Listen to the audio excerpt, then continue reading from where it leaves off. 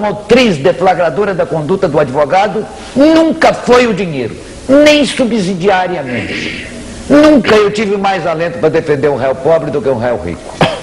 Pode fazer a mensuração, e disso eu tenho um testemunho ao longo da vida, e todos dirão a mesma coisa. Não é o alimento espiritual do advogado criminal o dinheiro. O dinheiro nos dá um pouco de conforto, o direito de educar o filho, mas eu digo mais uma coisa: os homens menos ambiciosos a nível patrimonial são os advogados criminais. E eu fui chamado muitas vezes à atividade política. Fui convidado muitas vezes para a atividade política. Recusei-as sempre. Nunca me seduziu a política.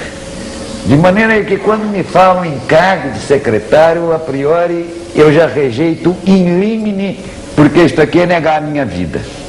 Eu já disse e repito que o homem que eu idolatro é o Dr. Dante Delmanto. Outro dia eu o vi caminhando pelas ruas, se dirigindo para o seu escritório, como faz todos os dias aos 75 anos, com vigor, com entusiasmo de alma extraordinário. E se o Senhor quiser me dar um bom fim de vida, que me dê uma vida assim, que me permita até o fim da minha existência ser advogado, exclusivamente advogado, e não secretário, até porque eu não gosto de ser secretário. Secretário já é uma palavra que impõe para mim uma subordinação que não é compatível com a minha forma de ser.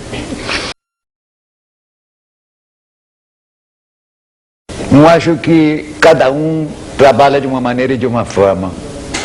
Eu, depois de estudar um processo, depois de absorver a prova, depois de conhecê-lo na véspera do júri, sabe, frequentar, meu querido amigo, eu prefiro, com franqueza, pegar um livro de literatura um pouco mais ameno, para eu sair um pouco desta vida do terra a terra, para eu ter mais capacidade ideativa, porque a lógica comportamental não é uma lógica formal e dedutiva. Então é preciso que você se entranhe e se inspire dentro de uma realidade humana. Eu, às vezes, brincando, digo talvez alguma coisa de que eu esteja convencido: saber direito não é cultura. Direito é um instrumento de trabalho. O meu Patrício Ortega y Gasset, com muita propriedade no meu entendimento, dizia o seguinte: que um matemático, um físico, um químico e um jurista conhecem tanto da alma humana quanto um barbeiro suburbano. Então, conhecer o direito não é conhecer a alma humana. De maneira que, para poder transmitir o que seja um homem na sua falibilidade, na sua contingência, na sua fraqueza, eu procuro assim uma inspiração literária. Gosto muito de ler o Tagore, gosto muito de ler os poetas, gosto muito de entrar num processo de abstração, para não ficar neste terra a terra, porque o comportamento não está a nível desta mecânica primária, que é o fluxo do nosso pensamento cotidiano.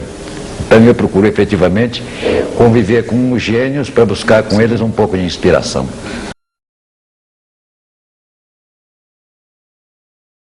Quero te dizer que eu vivi toda a minha primeira infância na estrutura rural, no convívio com pessoas humildes. Quero te dizer que eu ainda trago dentro de mim, e talvez, certamente, mercê de Deus, esta humildade de dizer a verdade, de viver com um pouco de autenticidade.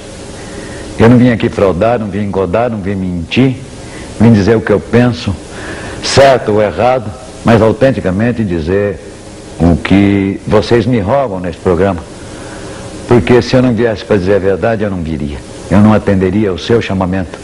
Eu me sentia assim, tão honrado de vir aqui num programa de ordem cultural como o seu, um programa que tem tanta divulgação, um humilde advogado que lutou pela vida, vindo do interior do estado para essa capital, cujo único mérito foi a devoção, uma profissão que ele amou, que ele quis. pela qual ele teve assim um entusiasmo muito grande, de maneira que você me propiciou uma noite que, apesar da minha humildade, me envaidece muito, e eu posso dizer sinceramente que eu falei a verdade a respeito do que eu penso, das coisas, da vida, do mundo e da profissão.